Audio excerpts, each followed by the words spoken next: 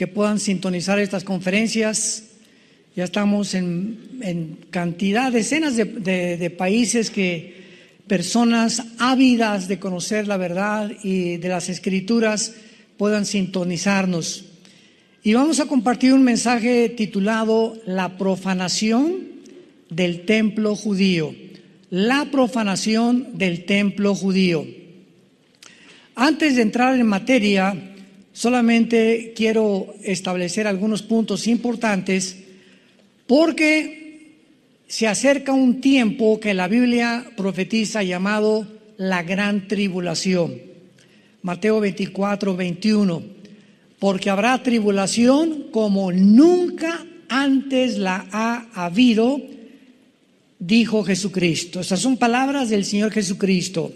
Porque habrá tribulación como nunca antes en la historia ha habido. Así que no se va a comparar con ninguna revolución del pasado, ni con una golpe de Estado, ni con guerras pasadas. No se va a comparar ni con peste, ni con la peste bubónica, ni con el cólera, ni con ninguna cosa que el ser humano haya experimentado antes. Y durante estos primeros 3 años y medio de la tribulación va a venir un sistema religioso que se llama la Gran Ramera, Apocalipsis 17, donde vemos a la bestia montada sobre la ramera. Y la ramera es el sistema religioso apóstata, o esta falsa religión que hace 2000 años ha sido la corrupción del cristianismo. Cuando en el año 250-275 el cristianismo ya dejó de ser perseguido, el último emperador Constantino absorbió el cristianismo como la religión oficial del Imperio Romano, y el Imperio Romano, que era político, simplemente dio la vuelta o se transformó de lo político a lo religioso.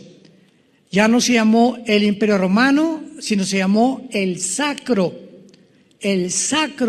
Imperio Romano, porque ahora sería la religión la que gobernaría a los seres humanos por casi 18 siglos.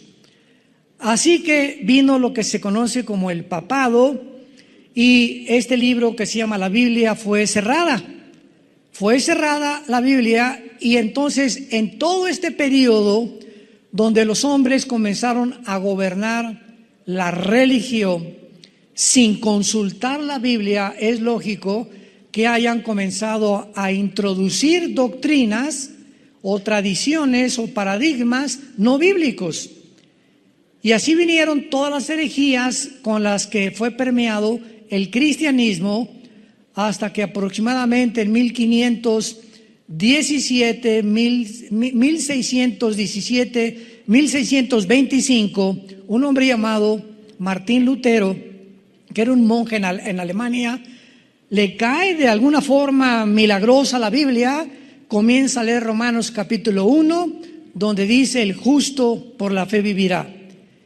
Y Martín Lutero inicia una revolución que se llamó la Revolución o la Reforma Protestante, donde fueron establecidos 3 puntos importantes: sola escritura, o sea, nada más la Biblia es la única autoridad; solo fide, solo es por la fe; y solo Cristo.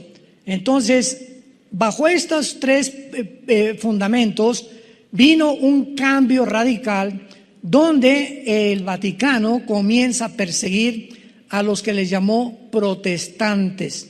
¿Por qué? Porque protestaban en contra de que el Vaticano no podía haberse adjudicado el derecho de decir lo siguiente: solo bajo Roma hay salvación. Y el que no aceptara que era Roma, no la Biblia, no Cristo, no la fe, sino la institución religiosa era la que salvaba al ser humano, entonces iniciaron lo que se conoció como la Inquisición, por el señor Torquemada, un español que nombró un papa para que mandara torturar, matar y expropiar sus propiedades a toda la persona que no aceptara que Roma salvaba. Posteriormente vinieron las cruzadas, donde mandaron a Ignacio de Loyola, un soldado del Vaticano, y se pintaron aquí una cruz. Hay muchas películas de esto, y los mandaron a Jerusalén a matar a los musulmanes y a los que no, y judíos que no aceptaran, ¿verdad? Y a sacarlos de Jerusalén para que Roma se posicionara de la ciudad de Jerusalén. Y escuchen esto, hasta 1961, apúntalo, en el Segundo Concilio Vaticano, el Papa Juan XXIII, un papa gordito, muy simpático, con mucho carisma, hasta 1961, este papa, por primera vez, abre la Biblia. Abre la Biblia, y cuando la comienza a abrir,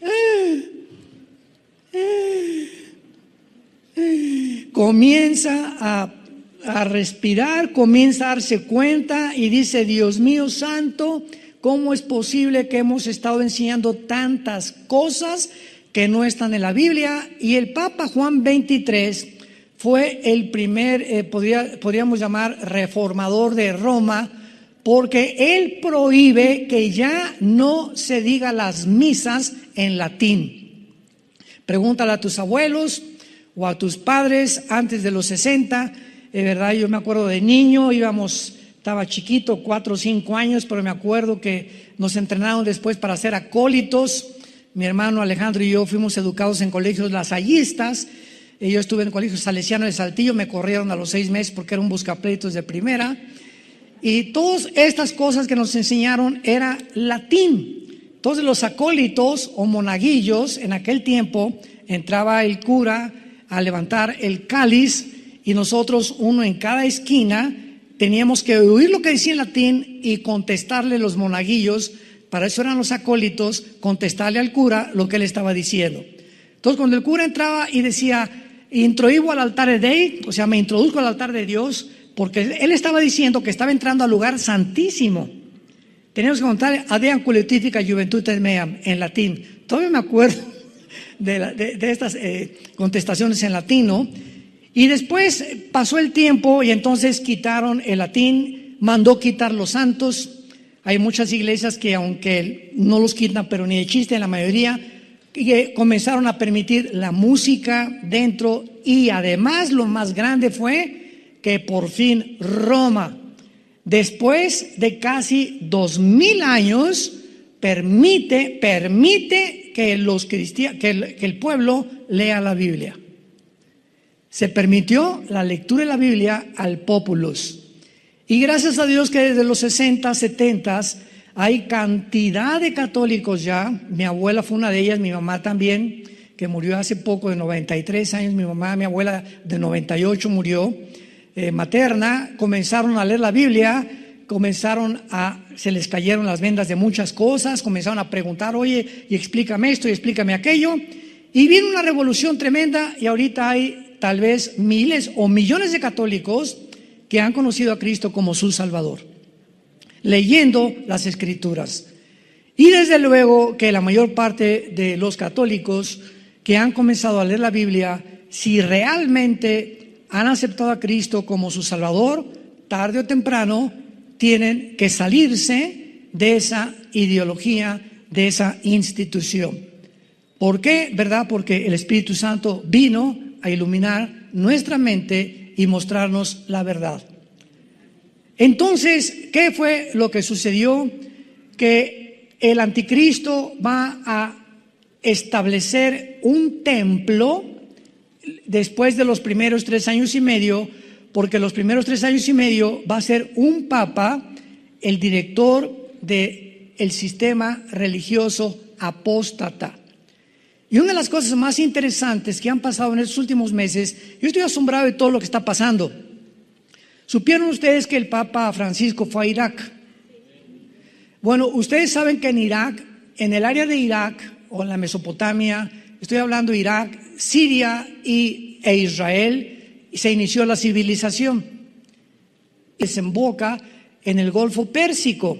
Entonces, cuando encontramos en el Apocalipsis el río Éufrates se secó para que pasaran los reyes del oriente en el Antiguo Testamento y Babilonia cayó junto al río Éufrates, nos damos cuenta que la palabra Babilonia está atribuida actualmente a la nación de Irak. Y que la Biblia dice en Zacarías capítulo 5, versículo del 5 al 11, que en los últimos tiempos va a ser levantado un templo en Irak. Y Jeremías 50-51 habla claramente que Irak se convertirá en un imán para que las naciones lo ataquen. Y la Biblia dice claramente que en la ciudad de Irak serán los cuarteles generales del anticristo. ¿Me escucharon? En Irak se establecerán los cuarteles generales del anticristo y además estarán en Irak o en Babilonia el centro comercial más grande del mundo y de las finanzas. Wall Street de Nueva York se cambiará al Medio Oriente. Y allí estará el falso profeta gobernando la economía e imponiendo a los seres humanos la marca del 666 o la marca del anticristo. Y ahora que leo que el Papa fue a Irak, digo, Dios mío santo, ¿con qué velocidad las profecías se están precipitando? ¿A qué fue? Bueno, ya leyendo, ¿verdad? Dice que él fue a unir a las religiones y a juntarse con el archimandrita griego y a juntarse con los directivos de otras religiones, musulmanes, etcétera, etcétera. Y es importante que ahora en Irak y en el área de Arabia Saudita se esté construyendo un templo para las tres religiones del mundo. Lo pueden encontrar ustedes en el internet. Esto es impresionante, me pone los pelos de gallina. Va a ser un edificio para los católicos, otro para los judíos, otro para los cristianos. Y ahí fue el Papa y la Biblia profetizó que esta región geográfica se convertiría en el centro del comercio y en el centro de la política internacional. Así que nos encontramos en tiempos, como les dije anteriormente, muy interesantes. En el libro Apocalipsis capítulo 13 que acaban ustedes de abrir, dice la Biblia en el versículo 11, vi otra bestia que subía de la tierra con dos cuernos semejantes a los de un cordero, pero hablaba como dragón. Muchos han atribuido esta segunda bestia o el falso profeta al Papa, pero no es así, porque esta bestia, que es el falso profeta, y el anticristo, si leemos bien Apocalipsis y Daniel, encontramos que solamente se les otorgó, se les permitió 3 años y medio para gobernar el mundo, nada más. Y el falso profeta y el anticristo, al terminar la gran tribulación o los últimos 3 años de la tribulación, los dos van a ser arrojados al lago de fuego. Así que no puede el falso profeta ser el jefe del sistema religioso de la gran ramera. El sistema religioso, Apocalipsis 17, es Roma. Va a ser la ciudad del Vaticano, que es la única religión en el mundo que tiene un banco, que tiene leyes, que es independiente del gobierno de Italia, que tiene su propia policía y que además tiene un lugar en las Naciones Unidas. Ninguna otra religión tiene un asiento en las Naciones Unidas, porque el Vaticano está considerado un estado político y una religión. ¿Ven ustedes la mezcla? La política con la religión. Y siempre tiene que haber la separación del Estado de la Iglesia. Roma violó esto y juntó la política con la religión. Y durante 18 siglos gobernó Europa, los papas, nadie se casaba, nadie podía comprar, nadie podía hacer nada, ni los príncipes de de Holanda, ni de Inglaterra, ni de España podían hacer nada sin el permiso del Papa.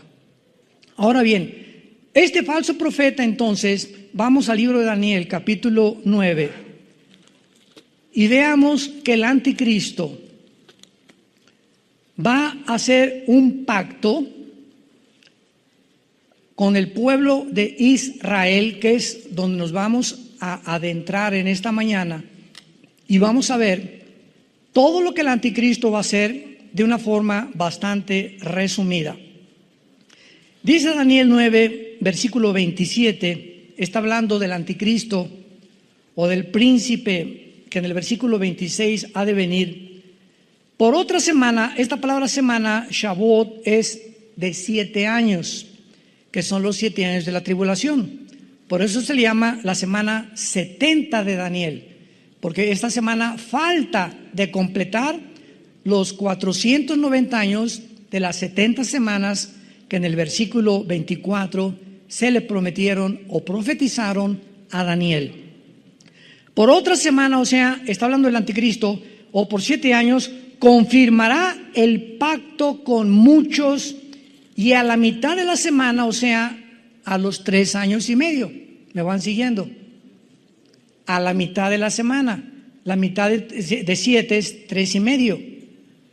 Hará cesar el sacrificio y la ofrenda. Después, con la muchedumbre de las abominaciones, vendrá el Shamem, en el hebreo, que se tradujo el desolador, o el devastador, o el destructor, hasta que venga la consumación y lo que está determinado se derrame sobre el desolador. Durante este tiempo el anticristo entonces va a entrar al templo judío hasta los 3 años y medio o a la mitad de la tribulación. Los primeros 3 años de la tribulación no le corresponden al anticristo. Él estará como un espectador o teniendo relaciones con el Vaticano, pero el Vaticano impondrá un sistema o una religión del ecumenismo, se llama, de unir a todos, musulmanes, hindúes, católicos, protestantes, apóstatas, etcétera, etcétera, bajo una sola bandera.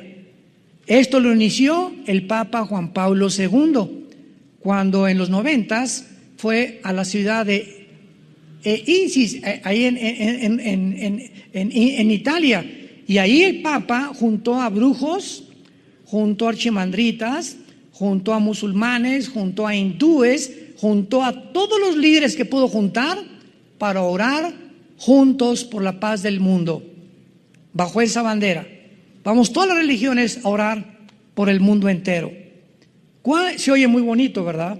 Y se oye muy loable, y se oye también, digo, ¿verdad? Cualquiera podría decir, bueno, pues esto es algo, ¿verdad?, que necesitamos hacer. Pero la pregunta es que la Biblia dice, ¿podrán dos juntos caminar si no estuvieran de acuerdo?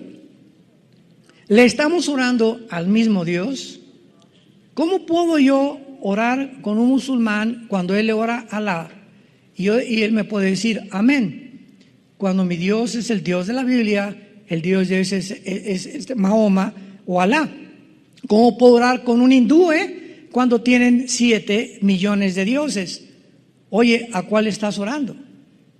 ¿A cuál de todos le estás pidiendo?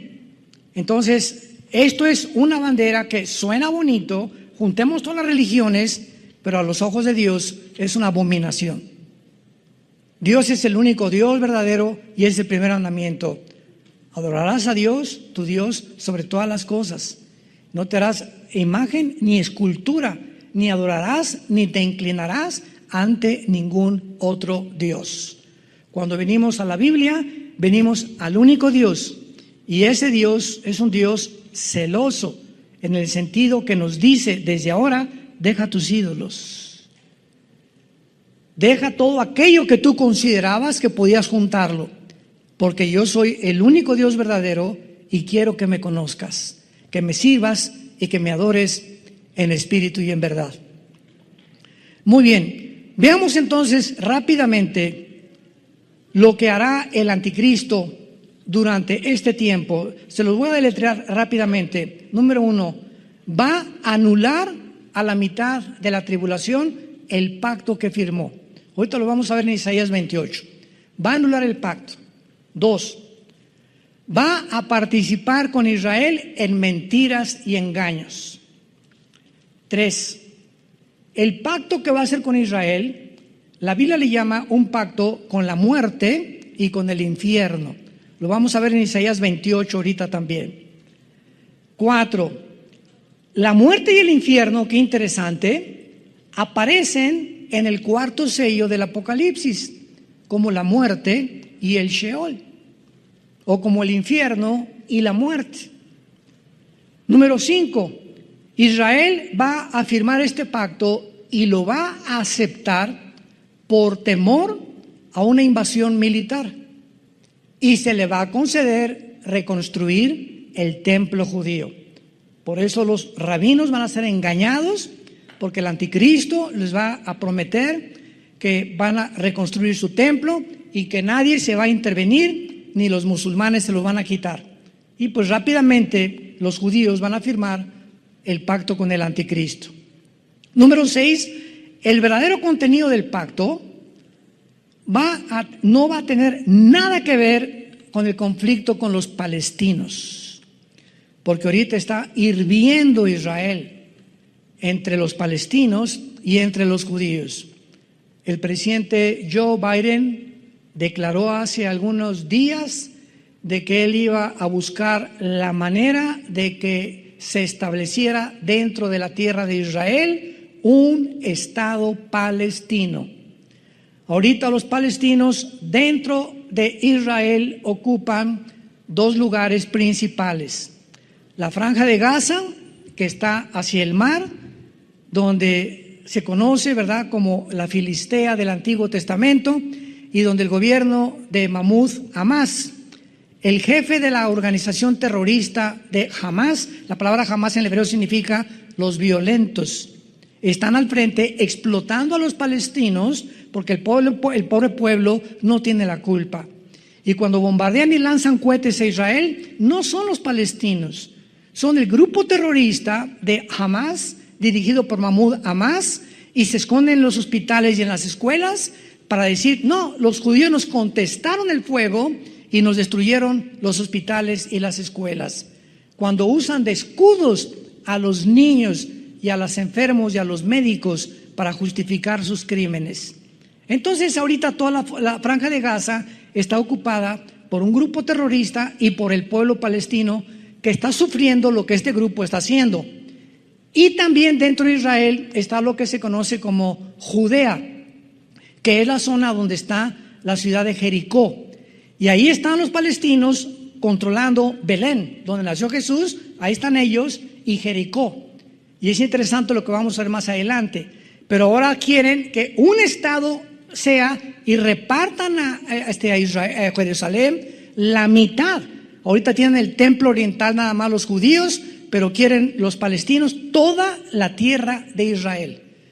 Porque el que fundó la Organización para la Liberación de la Palestina, 1972, Yasser Arafat, que mató a todos los atletas en 1972 en Múnich, en Alemania. ¿Se acuerdan ustedes? Hay películas de eso. Mandó matar a todos, los secuestraron de la Vía Olímpica, los mataron en un helicóptero con una granada cuando se los querían ya llevar a su tierra. Y entonces Golda Meir, la primer ministro en aquel tiempo, inició la persecución, y a todos los que mataron a los atletas se los fusilaron, ¿verdad? Y los eliminó el Mossad, que es la agencia secreta del gobierno de Israel. En séptimo lugar, el verdadero contenido del pacto probablemente tenga que ver con el deseo, repito, de edificar el templo. Porque los judíos, imagínense, ahorita el templo, ¿dónde está? ¿Dónde está ahorita el templo judío? No existe. Pero ¿dónde se encuentra geográficamente? Debajo de la cúpula o de la mezquita de Omar, que es esta cúpula dorada que en cualquier foto de Jerusalén se ve. Cuando fuimos a Jerusalén, muchos de ustedes nos permitieron entrar, nos teníamos que quitar los zapatos, ¿verdad? Ahorita ya no se puede entrar adentro, pero en aquel tiempo nos permitieron entrar, éramos como 300 los que fuimos en ese viaje a Israel. Y esta cúpula, debajo de la cúpula esa dorada que ves en las fotos, debajo se encuentra sepultado lo que era el templo judío, que en el año 70 después de Cristo, él lo profetizó en Mateo 24, no quedará piedra sobre piedra, derribaron completamente e incendiaron Jerusalén. Y fueron expulsados los judíos hasta el 48 que regresaron. Y en el año 604 después de Cristo, un musulmán, ¿verdad? Omar, uno de los musulmanes, levantó la mezquita. Entonces, esa mezquita fue levantada 600 años después sobre el templo judío. Y los judíos, para que puedan reconstruir el templo, imaginémonos, pues tienen que destruir la mezquita, ¿verdad? Tienen que hacerla a un lado, por eso no lo han podido hacer. Ahora, si esto sucede, imaginémonos la guerra que sobrevendrá en el Medio Oriente cuando les quiten a los musulmanes su mezquita. Si así se amarran bombas y se avientan, porque hay 72 vírgenes esperándolos en el cielo, pobres niños, ¿verdad? Que desde niños los adoctrinan, que si son mártires, son héroes delante de Alá. ¿Cómo no van ellos a provocar una guerra internacional si les quitan la mezquita, que es el lugar más sagrado? Porque dicen que de ahí Mahoma en un caballo blanco se fue al cielo. Entonces algo va a pasar, no sabemos, una guerra, tal vez la invasión de Ezequiel 38, que se junta Rusia, Turquía, Irán, Libia, Indonesia, algunas naciones del norte de África, se vienen sobre Israel, son destruidas de acuerdo a Ezequiel 39, y tal vez después de esa devastación destruyan la mezquita, y entonces el anticristo les permite, les garantice a los judíos, una vez que destruyeron la mayor parte de las naciones musulmanas, que pueden levantar su templo y puedan comenzar otra vez a adorar como lo hacían en el Antiguo Testamento. Ahora, muy bien, vamos a hacer alguna especulación con la agenda del anticristo. Repito, es una especulación que podemos imaginarnos lo que puede suceder, porque mientras en Apocalipsis 11 los dos testigos se han muerto, ¿se acuerdan? Que la bestia que sube del abismo, que es el anticristo, los va a matar. Mientras maten a los dos testigos, el anticristo tal vez por televisión estará viendo, ¿verdad?, dando a conocer a todos sus actividades del templo judío, porque los dos testigos serán muertos en la segunda parte de la tribulación. Y veamos a continuación, especulando un poco, las posibles actividades que el anticristo hará en la ciudad de Jerusalén. Vamos a escoger el viernes como su punto inicial y les explico por qué. Viernes, ahí está el anticristo, no sabemos si en un hotel o en su casa, viendo los cadáveres de los dos testigos en Jerusalén, en la misma plaza.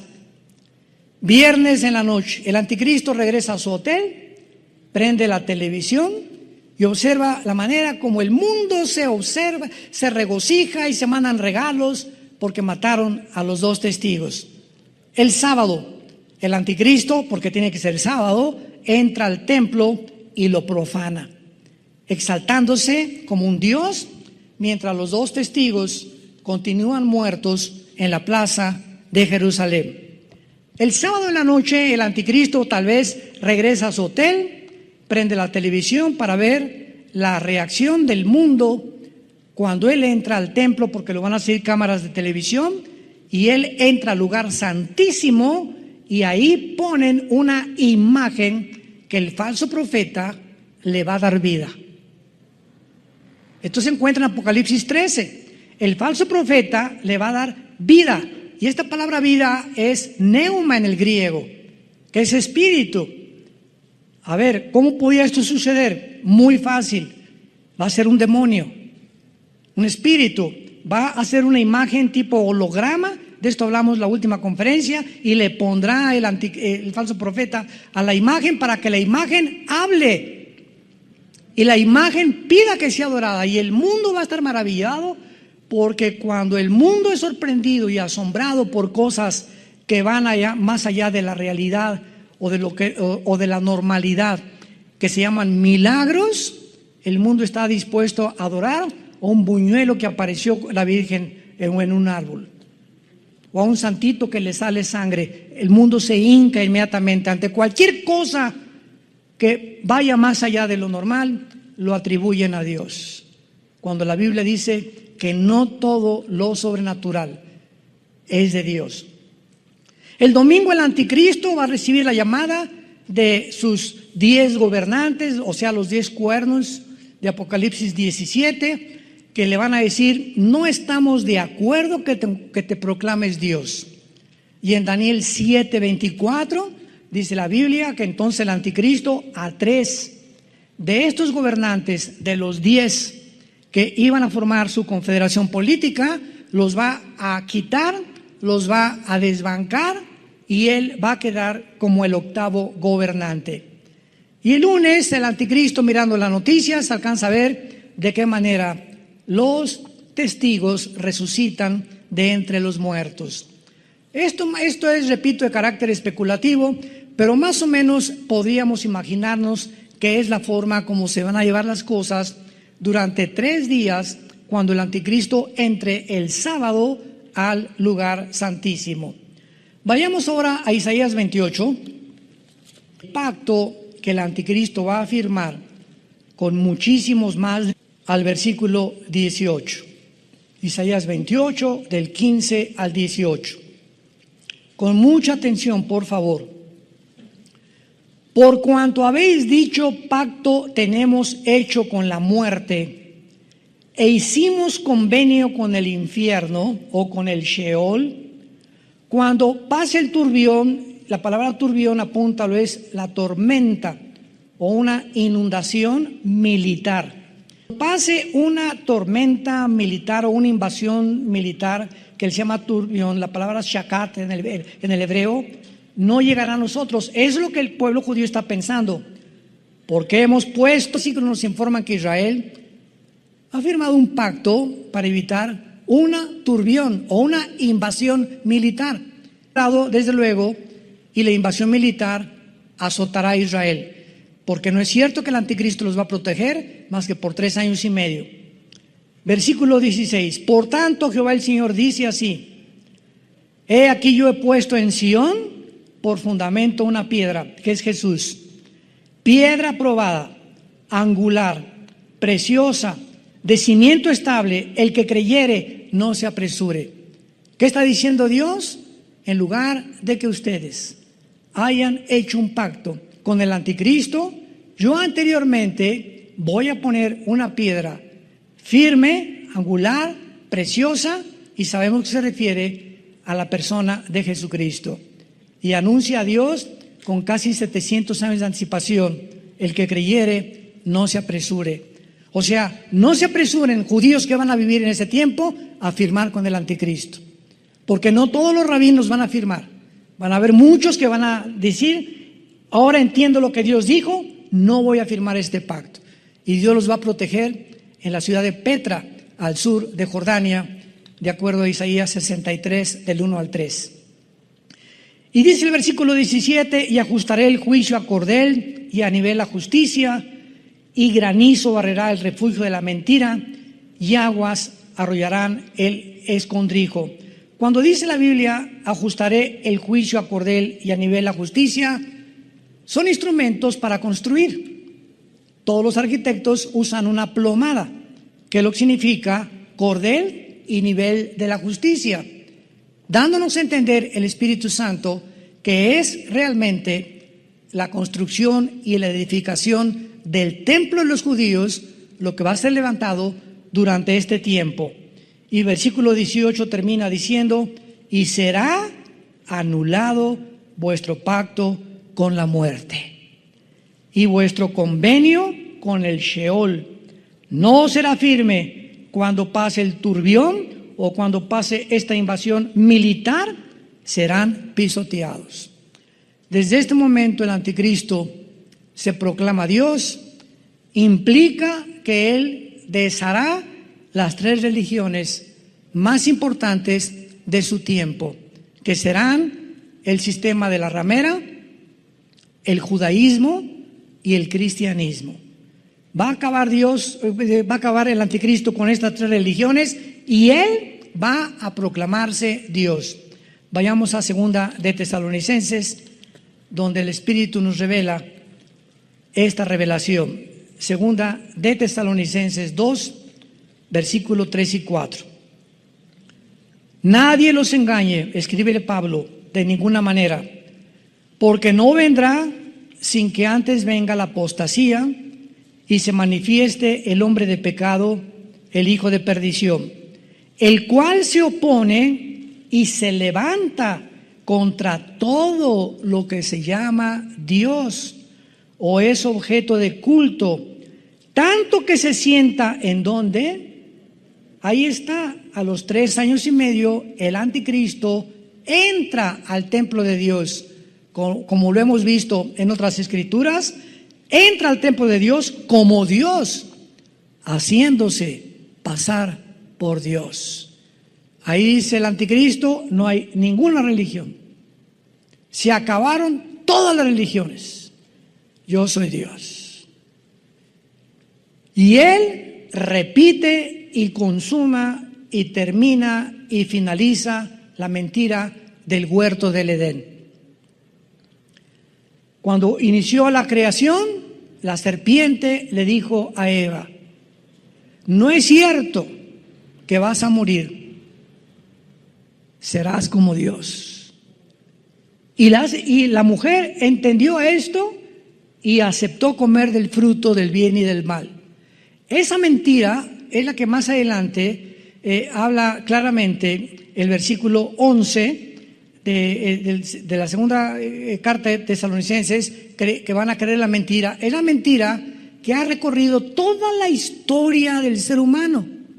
El hombre ha creído lo que la serpiente le dijo a Eva y los hombres se han endiosado con ellos mismos.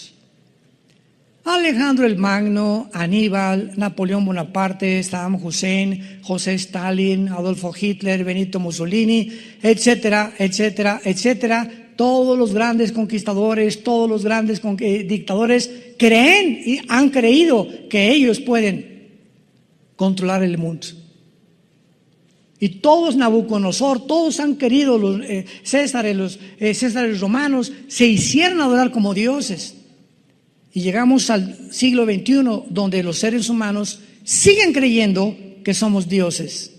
Si tú no tienes a Cristo, has creído la mentira de la serpiente. ¿Por qué? Porque has creído que tú puedes hacer tus 10 mandamientos. Yo no necesito los 10 mandamientos de Dios. Yo no necesito el código moral de Dios.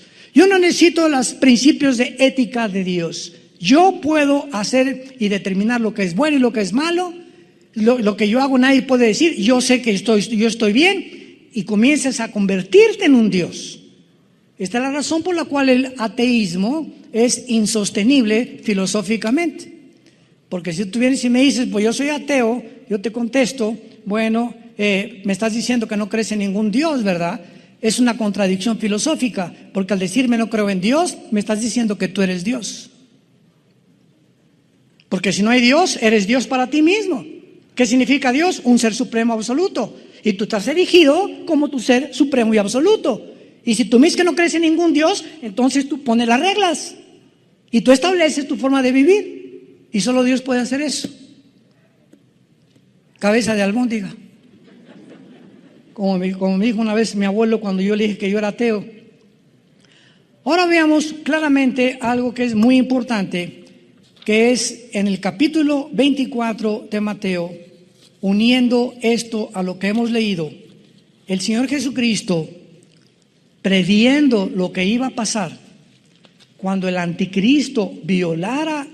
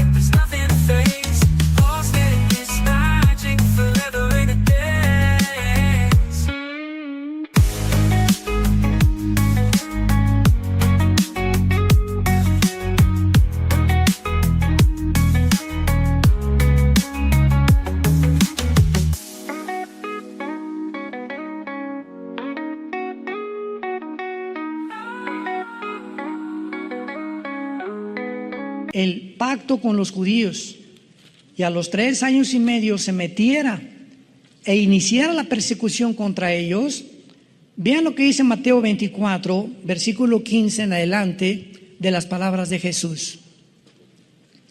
Por tanto, cuando veáis en el lugar santo, o sea, en el lugar dentro del templo, ¿verdad?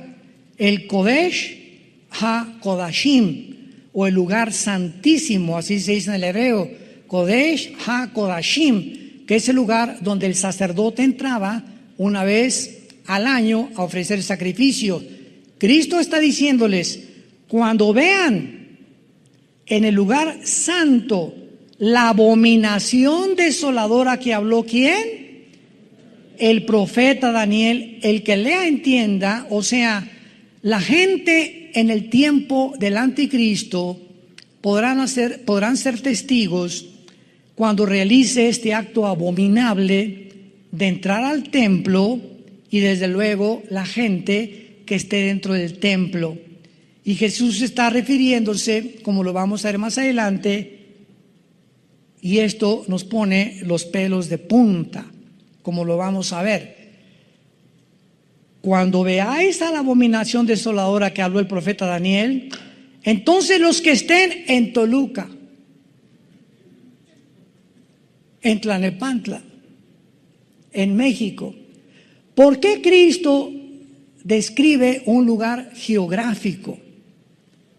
¿Por qué Cristo se refiere exclusivamente a un grupo de judíos, a un lugar geográfico, Judea, que es ahorita el lugar ocupado por los palestinos? ¡Wow!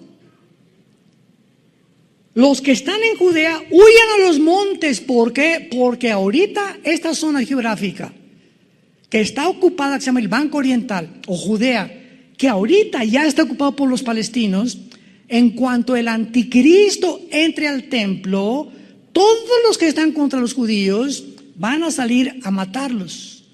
Ahorita los palestinos les dan chance a los judíos que viven en algunas kibbutz alrededor del Banco Oriental, que vivan ahí.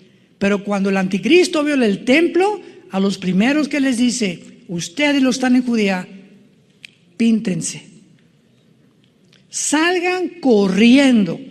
Los que están en Judea, huyan a los montes. El que esté en la azotea no descienda para tomar algo de su casa. Y cuando dice Jesucristo, el que lea entienda, esta no fue una sugerencia, le está diciendo una orden directa. En otras palabras, debido a la importancia y a los detalles de este versículo, todo el que lea esto debe comprender que es urgente que no regresen a su casa ni por lo que hayan dejado, ni por el pasaporte, ni por nada. Cuando vean ustedes en la televisión, el anticristo entró al templo, salgan corriendo, porque los que no obedezcan les va a pasar lo que le pasó a la mujer de Lot cuando huyeron de Sodoma y de Gomorra. ¿Se acuerdan? Apocalipsis 19.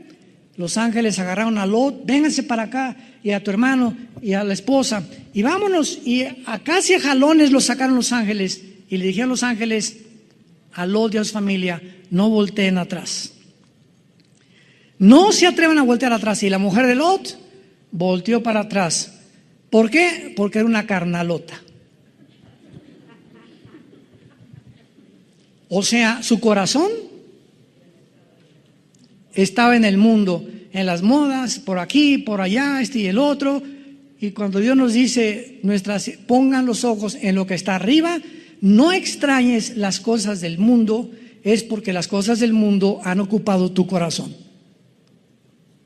Y cuando dice, no voltees atrás, pero mi collar de oro, mis dólares, mis shakes, me esperas, voy por ellos. No regresen para nada, porque tu vida vale más que todo lo que puedas tú haber juntado en todo tu corazón. No volteen hacia atrás, huyan. Ciertamente los judíos que vivían en ese tiempo en la región de Judea, que es el Banco Oriental y Jericó actualmente, son los que deberán poner más atención a lo que Cristo les dijo.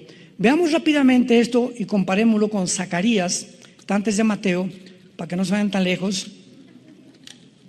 Antes está Malaquías y antes está Zacarías, capítulo 13. Zacarías 12 y 13 son dos capítulos que describen el final del ser humano, el Armagedón, la venida de Cristo. Dice Zacarías capítulo 13, versículo 8, y acontecerá en toda la tierra, dice Jehová, que las 2/3 partes serán cortadas y se perderán, mas la tercera quedará en ella. 2/3 partes de los judíos morirán. 2/3 partes de los judíos morirán. 1/3 parte, que es el remanente fiel, los que aceptaron a Jesús como Yeshua Mashiach, como Jesús el Mesías, van a estar escondidos en Bosra, que es Petra. ¿Cuántos fueron a Petra con nosotros cuando fuimos allá hace 4 o 5 años? ¿Todos están? ¿Ninguno? ¿Dónde estaban,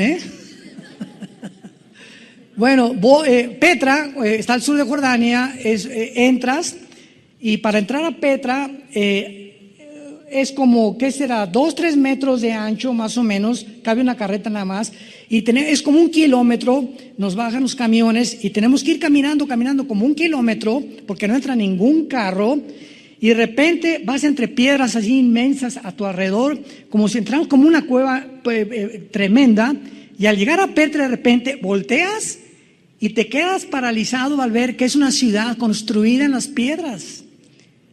Se considera una de las maravillas del mundo y está llena de árabes, de camellos, etcétera, etcétera.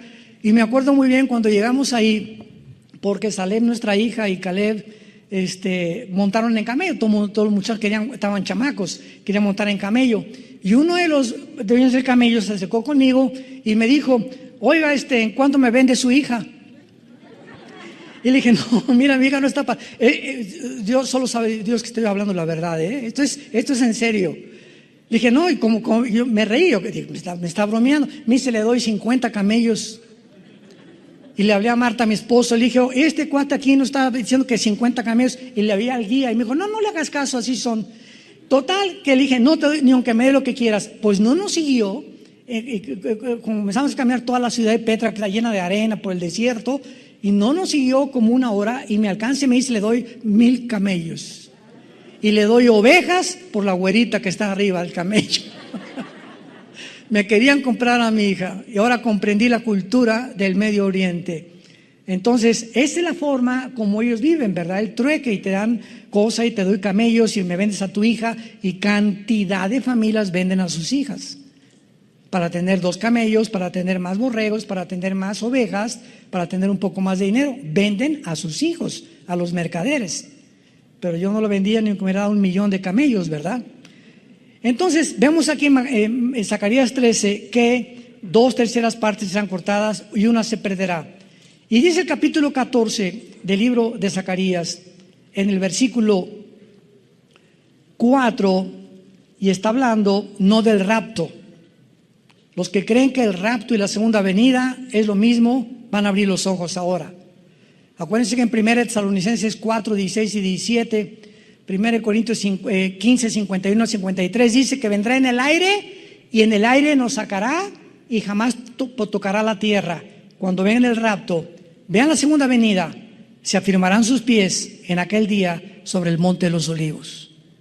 Cuando Jesús regrese con nosotros por segunda vez, ya estemos con Él en el cielo, va a tocar con sus pies el lugar donde lo crucificaron, y que está enfrente de Jerusalén al oriente, y el monte de los olivos se partirá por en medio, hacia la derecha y a la izquierda, oriente y occidente, haciendo un valle muy grande, y la mitad del monte se apartará hacia el norte y la otra hacia el sur. Cuando venga Cristo con nosotros, pondrá sus pies, tocará el monte de los olivos y se hará una cruz.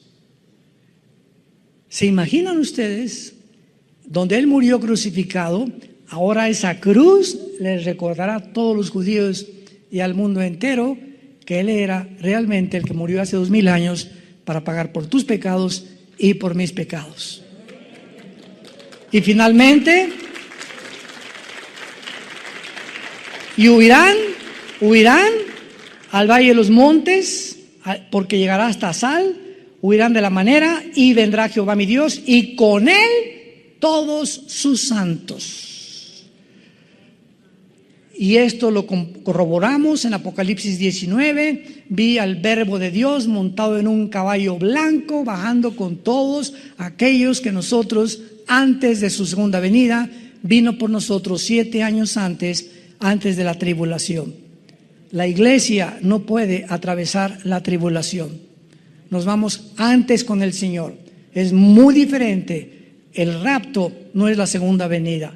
El rapto es la promesa y el misterio que dice Pablo en Corintios 15, que estaba escondido en el Antiguo Testamento, y que hasta el Nuevo Testamento fue a Pablo a quien se le reveló que va a haber una generación que no vamos a saber lo que es morir. ¿Serás tú? ¿Seré yo? ¿Seremos? Come to men. In the silence we transcend. Every story etched in stars leads us back to where we are. Whispers, shadows, truths unknown. In this night we're not alone. Every heartbeat, every sigh tells a tale beneath the sky. Stars and shadows blend as one. Moonlight guides the light is done. Hearts entwined and shadows cast in this moment ever lost. Oh, darkness falls and morning breaks. The connection that the starlight makes will guide us on wherever we roam. Forever carried, never alone. Nosotros, los que en cualquier momento, de repente, los calcetines de colores que están de moda se te van a quedar ahí en el suelo. Tus guaraches, tus zapatos, tu bolsa de Gucci y todo lo que tú te hayas comprado, ahí se queda y desaparecemos. Y el mundo como loco, desaparecieron millones de personas, los noticieros de televisión, aviones que van a chocar porque los pilotos desaparecieron, congestionamiento de tráfico, congestionamiento de noticieros, todos los niños van a desaparecer de todos los cuneros y de todos los, ¿cómo se llama?, donde los kinders, etcétera, etcétera, y vamos a darnos cuenta entonces cuando estemos con Él en el cielo que valió la pena haber creído en el nombre del Hijo de Dios. ¿No quisieras tú en esta mañana aceptar a Cristo en tu corazón? Ante este panorama glorioso que la Biblia nos da, las profecías no son para asustarnos, son para prepararnos a encontrarnos con Él. Animar nuestro corazón y saber que todos los que ahorita han muerto por COVID o por lo que haya sido en Cristo, dichosos son, porque descansarán de sus obras. Todos los que ahorita y los parientes que me oigan, que tú has tenido a alguien que se ha muerto en Cristo, gózate y alégrate con el solo pensamiento que se encuentra en un lugar muchísimo mejor que Tlalnepantla. Pero muchísimo mejor. Ahora que se murió Luis Palau, yo trabajé con él 1 año y medio. Oí su mensaje que él dio antes de morir y no saben cómo me llegó, me traspasó en el alma. Palau dijo, ¿verdad? Estoy listo para que me vaya. Se murió de cáncer, tuvo como 2 años con el cáncer. Estoy contento, lástima que no nos vamos mi familia y yo en el mismo avión. Así dijo en su video, lo puedes ver en internet. Pero estoy gozoso porque me voy con el Señor y no tengo por qué estar triste porque ya en cualquier momento vienen por mí. Ese es un hombre de Dios. Ese es un hombre que puede morir como murió Pablo. Mi muerte y el coliseo romano me está esperando, pero he peleado la buena batalla, he echado mano de la vida eterna, por lo cual me está esperando la corona de justicia, la cual el Señor me dará, y a todos los que amamos su venida. Padre, gracias por tu palabra. Gracias por la esperanza bienaventurada. y la manifestación gloriosa de tu Santo Hijo Jesucristo. Bendito sea el Dios y Padre de Jesucristo, que nos ha hecho renacer para una esperanza viva por medio de su resurrección de entre los muertos. Y porque Él vive, nosotros también volveremos a vivir. Esta vida pasa como una niebla, donde crecimos como la flor del campo, florecimos en alguna época de nuestra vida y tenemos que marchitarnos al llegar a la tercera, cuarta edad, para volver otra vez a reunirnos con un cuerpo nuevo, glorificado, semejante al cuerpo de la gloria suya, por toda la eternidad. Gracias por esta esperanza, Jesús, por haber vencido la muerte y haber traído esta esperanza, porque no somos animales, ni somos el resultado de una evolución fortuita ni accidental. Somos criaturas creadas a tu imagen y semejanza. Y gracias porque muy pronto tal vez más rápido de lo que nos imaginamos, vamos a estar contigo. Secará nuestras lágrimas, ya nunca volveremos a enfermarnos, porque todas las cosas pasarán y todas las cosas serán hechas nuevas. Ven a Cristo en esta mañana, en esta tarde. Los que nos ven por la televisión, vengan a la cruz. Te invito a que vengas, a que te arrepientas de tus pecados, que le pidas perdón a Dios por tu vida, y Él te va a perdonar, no importa lo que hayas hecho. En la sangre de Jesucristo hay perdón. Y si tú quieres invitar a Cristo en este momento a tu corazón, dile estas palabras, díselo hoy, que Él te ha hablado y ha preparado tu vida para este momento tan especial. Te pido perdón por mi vida, Señor. Me arrepiento de todo lo que he hecho en mi pasado. Te pido que entres a mi corazón en este instante, porque creo que en esa cruz pagaste con tu sangre por mis pecados.